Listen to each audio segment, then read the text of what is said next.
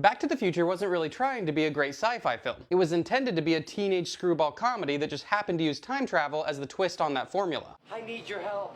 I have to ask Lorraine out, but I don't know how to do it. And along the way, it also offered, maybe accidentally, commentary on the idea of romanticizing the past. We're talking all about it this week in Caden's Movie Club. Spoilers ahead, so if you haven't seen it, beat it. All time travel movies have to deal with the same issue. Because time travel doesn't exist, there are no real rules as to how it works. If you were to travel back in time and change something in the past, does it change the future? If you travel to the past, that past becomes your future.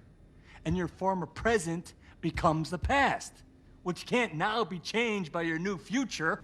So Back to the Future is a bunch of bullshit. You can see how it presents a challenge for storytelling. A filmmaker has to figure out how they want time travel to work for the sake of their story, and then how to communicate those rules in a way that the audience agrees to go along with it. No matter how much a movie tries to justify its version of time travel, it's still asking the audience for suspension of disbelief. Suspension of disbelief refers to the idea that the audience is willing to accept things that aren't realistic or possible for the sake of enjoying a story. But that gets even easier with Back to the Future, when we realize that the writers, Robert Zemeckis and Bob Gale, were not trying to create a hardcore sci-fi movie. They were making a teen screwball comedy and using time travel as the narrative device to do so. Screwball comedy is a genre that rose up in the 1930s and stayed popular into the 50s. And the whole point is that it presents itself with a typical romantic dynamic, but then defies audience expectations. In the same way that a screwball pitch in baseball tricks the batter, these movies would deliberately go against whatever you'd expect to happen in a typical romantic movie to surprise the audience.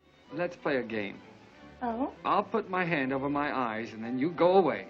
See? Then I'll count to 10 and when I take my hand down, you will be gone. In Back to the Future, the filmmakers used time travel to create a new twist. What if you actually don't want the guy and girl to get together? What if that's actually the worst possible outcome?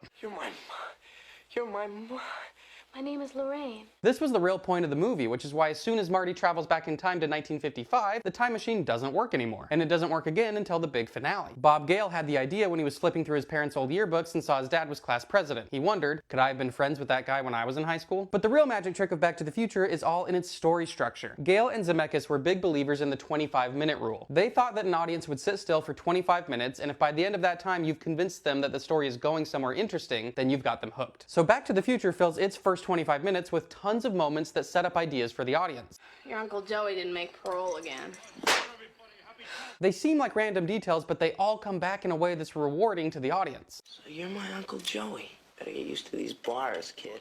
But once we as an audience realize the game that's happening, we're happy to play along. We start to anticipate these moments, and when they pay off, it's extremely satisfying. So this is the setup. Dr. Emmett Brown has invented time travel. What makes it possible? The flux capacitor. Do we need to know exactly how the flux capacitor works for this story to work? No. We just need to know what it allows you to do. Say you want to see the signing of the Declaration of Independence.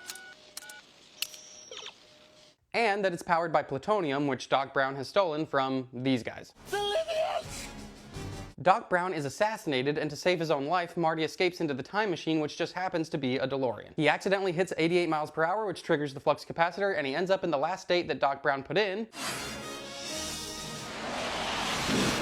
which is November 5th, 1955, the day he invented time travel. The problem is that Doc didn't have time to put more plutonium in, so Marty is now stuck here. He goes looking for the 1955 version of Doc, but encounters his own father as a teenager. This results in a disastrous chain of events where Marty is struck by his grandfather's car instead of George. Dad!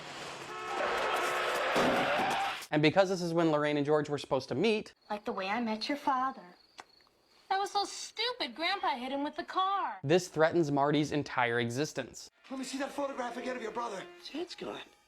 It's like it's been erased. Erased from existence. To make matters worse, because Lorraine has no idea who Marty really is, she just assumes he's a cute boy named Calvin Klein. Why do you keep calling me Calvin?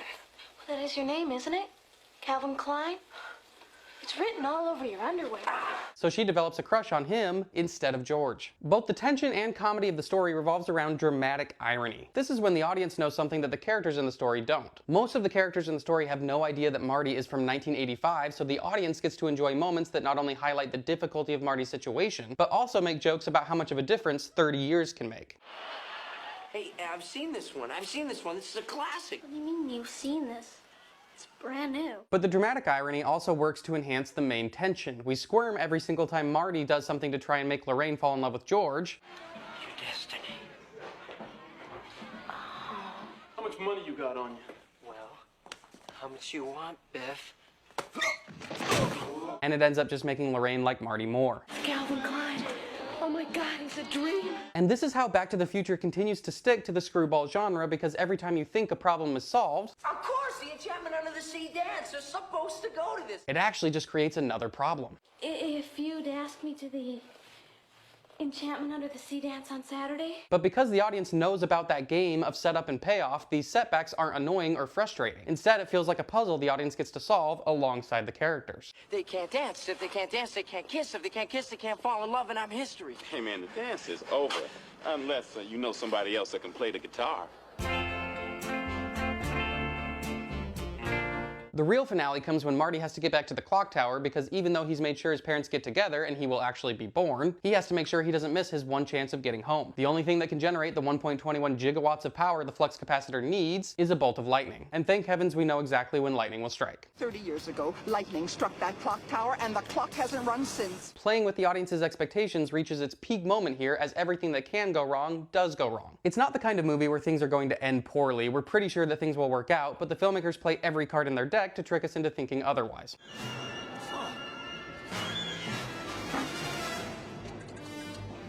Which only makes it all the more satisfying when things work out at the last second.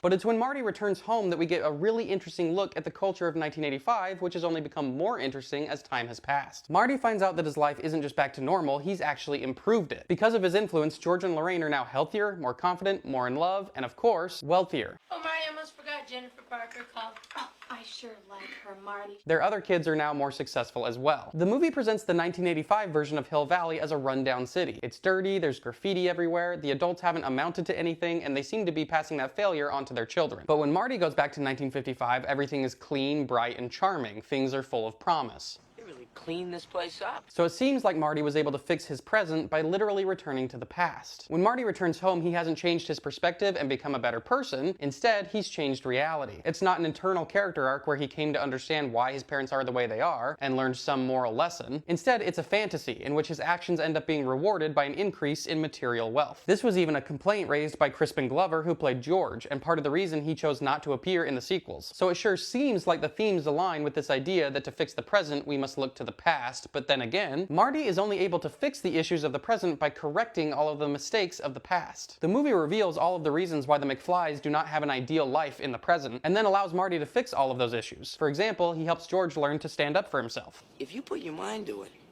you can accomplish anything. And encourages Lorraine not to drink or smoke. You might regret it later in life. Don't be such a square. And he's constantly using cultural elements from the future to solve problems, like skateboarding to escape Biff, rock and roll to save the dance, or Star Wars and Star Trek to save his parents' marriage. Darth Vader came down from planet Vulcan and told me that if I didn't take Lorraine out, that he'd melt my brain. So maybe there's some elements here acknowledging the error in looking at the past with rose-tinted glasses. Maybe the fantasy is not that things used to be better, but that we could learn from the past to make things better in the future. Zemeckis has stated that he believed the ending was perfect for the time, but he would probably do things differently if he made it now. Regardless of what they intended at the time, traveling into the future has given us new ways to look at the story and the way it compared the past to the present. And Back to the Future has stood the test of time as an all-time classic thanks to its clever combination of setup and payoff, dramatic irony, and a new take on the screwball comedy. The way all of those elements are implemented into a near perfect story structure makes it hard not to be entertained. And next week we're going to take a look at a movie that uses time travel not to compare two generations of people, but to look at how the same person might change across generations of time.